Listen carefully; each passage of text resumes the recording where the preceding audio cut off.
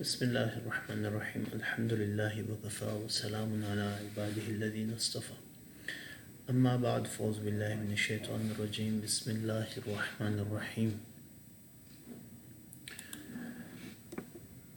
قال اللہ تبارک وتعالی فی کلامہ المجید والفرقان الحمید وما آتاکم الرسول فخذوه وما نہاکم عنہ فانتہوا صدق اللہ العظیم.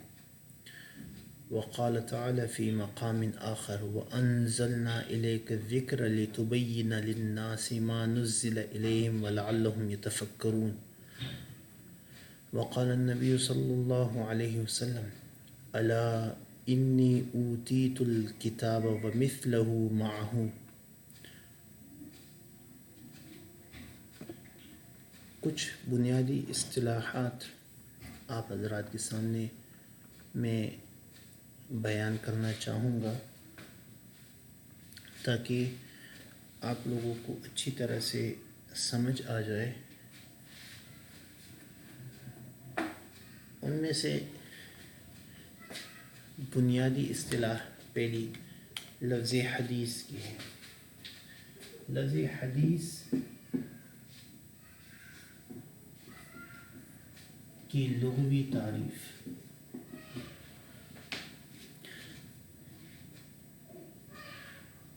سب سے پہلے ہم کرتے ہیں حدیث کی لغوی تعریف. بات یا کلام کے ہے. کلام یا بات کرنا، کلام کرنا. اور اصطلاحی تعریف.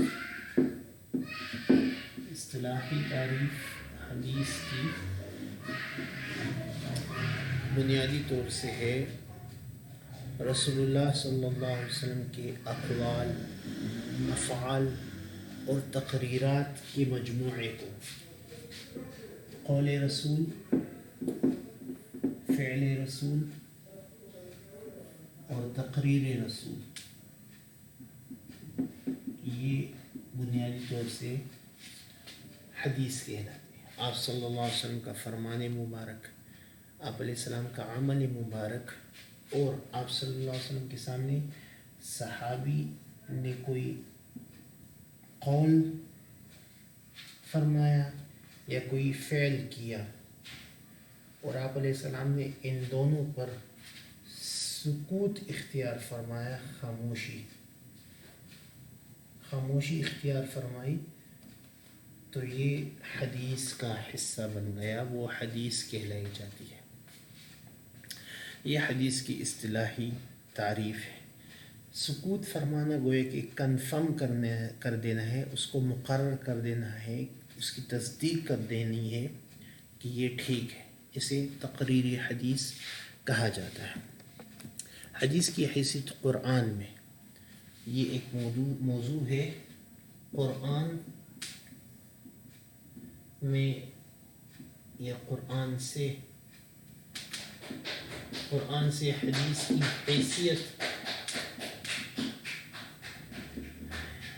حیثیت کا موضوع.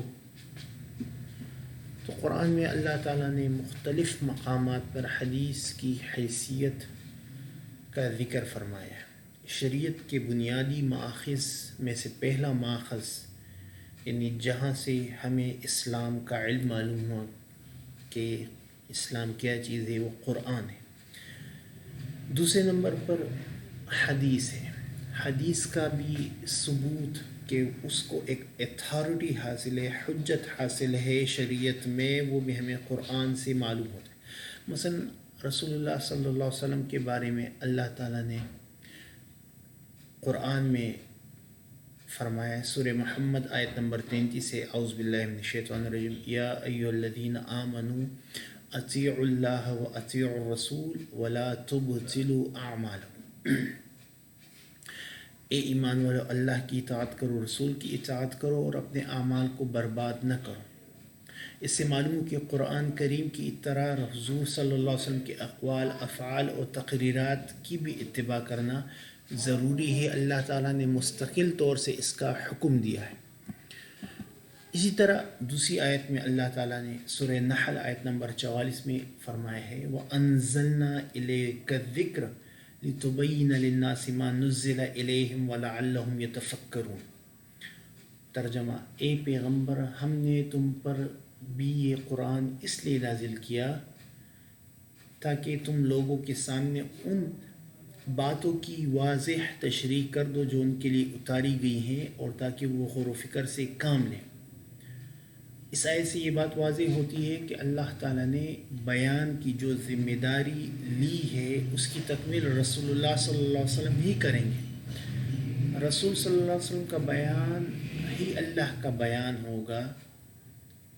مثلا قرآن میں اللہ تعالیٰ فرماتے اقیم الصلاۃ، نماز قائم کرو، تو لِتُبَيِّنَ لِلنَّاسِ مَا نُزِّلَ إِلَيْهِمْ، تاکہ تو اے رسول بیان کرے لوگوں کو وہ جو ان کی طرف نازل ہوا ہے وضاحت کے ساتھ۔ تو اقیم الصلاۃ، نماز قائم کرو کی وضاحت رسول اللہ صلی اللہ علیہ وسلم نے عملی طور سے 5 وقت کی نماز کے ساتھ فرمائی ہے۔ تو یہ وضاحت ہے اور اس کا ثبوت قرآن نے دیا ہے کہ نبی علیہ السلام کی اطاعت کرنا۔ سورہ نجم آیت نمبر 3 اور 4 میں اللہ تعالیٰ فرماتے ہیں وَمَا يَنطِقُ عَنِ الْهَوَىٰ إِنْ هُوَ إِلَّا وَحْيٌ يُوحَىٰ، اور یہ نبی اپنی خواہش سے کچھ نہیں بولتے، یہ تو خالص وحی ہے جو ان کی طرف بھیجی جاتی ہے۔ یا سورہ حشر میں اللہ تعالیٰ فرماتے وَمَا آتَاكُمُ الرَّسُولُ فَخُذُوهُ وَمَا نَهَاكُمْ عَنْهُ فَانْتَهُوا، جو رسول تمہیں دے وہ لے لو، اور جس سے منع کرے اس سے فَانْتَهُوا، رک جاؤ، خود کو روک لو۔ قرآن سے حدیث کی حجیت کا ثبوت ہے کہ نبی علیہ السلام کی اطاعت قول، فعل، تقریر کی اطاعت لازم ہے۔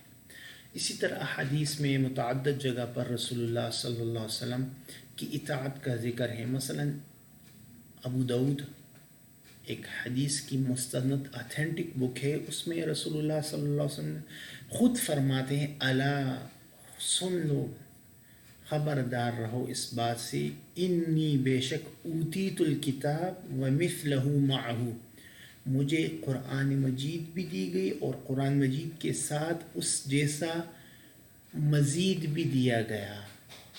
مطلب یہ ہے کہ قرآن کی وضاحت کے لیے جو کچھ مجھے دیا گیا، وہ وضاحت جو میں کرتا ہوں رسول اللہ صلی اللہ علیہ وسلم، وہ بھی اللہ ہی کی طرف سے نبی علیہ السلام کو دیا گیا ہے۔ اسی طرح دوسری آیات میں مثلا مراسل ابی داؤد باب البدع میں بھی اس بات کا ذکر ہے کان جبریل علیہ السلام ینزل علی رسول اللہ صلی اللہ علیہ وسلم بالسنت کما ینزل علیہ بالقرآن ویعلمہ ایاہ کما یعلمہ القرآن، کہ نبی علیہ السلام پر جبریل علیہ السلام سنت کو بھی اسی طرح نازل کرتے لاتے جس طرح کہ قرآن لائے، اور انہیں نبی علیہ السلام کو سنت کی تعلیم بھی اسی طرح دیتے جس طرح کہ قرآن کی تعلیم دیتے۔ غرض بہت ساری ایسے احادیث ہیں کہ جن میں نبی صلی اللہ علیہ وسلم کی اطاعت کو اللہ تعالیٰ نے اپنی اطاعت فرمایا، اور نبی صلی اللہ علیہ وسلم کو کی اتباع اور پیروی کو اللہ تعالیٰ نے لازم ٹھہرایا۔ اللہ تعالیٰ ہمیں رسول صلی اللہ علیہ وسلم کی اطاعت اور پیروی پر پوری طرح عمل کرنے کی توفیق عطا فرمائے۔ وما علینا الا البلاغ۔